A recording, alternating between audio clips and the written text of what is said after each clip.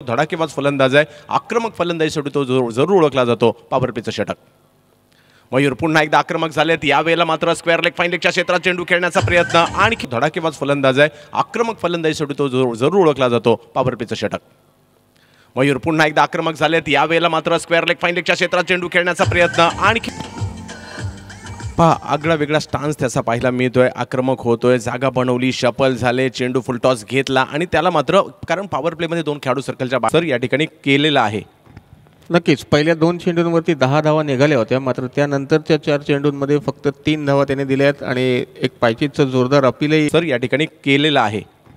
नक्कीच पहिल्या 2 चेंडूंवरती 10 धावा निघाल्या होत्या, मात्र त्यानंतरच्या 4 चेंडूंमध्ये फक्त 3 धावा त्याने दिल्यात आणि एक पायचीचं जोरदार अपीलही क्रिकेट याही खेळाडूने गाजवलंय. निखिलच्या चेंडूवर जोरदार प्रहार करण्याचा प्रयत्न, यासाठीच ओळखले जातात मयूर दातीलकर. वैशिष्ट्य त्यांचा स्टान्स ते सातत्याने बदलत असतात, म्हणजे गोलंदाजाला विचार करायला लावतात. आता पहा, रिव्हर्स खेळण्याचा प्रयत्न झाला, चेंडू मात्र बराचसा बाहेर टाकला, तरी देखील त्या चेंडूवर षटकार क्रमांक 2 सुरू असताना रत्नागिरी चॅम्पियन्स ट्रॉफी 2019. यावेळेला मयूर शफल झाले. पुन्हा एकदा एक मोठा फटका खेळण्याचा प्रयत्न क्रमांक 2 सुरू असताना रत्नागिरी चॅम्पियन्स ट्रॉफी 2019.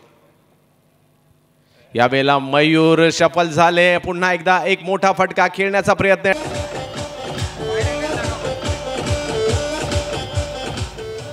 सर, स्वतःचा स्टान्स सातत्याने बदलतोय हा खेळाडू. फलंदाजाला गोलंदाजाला विचार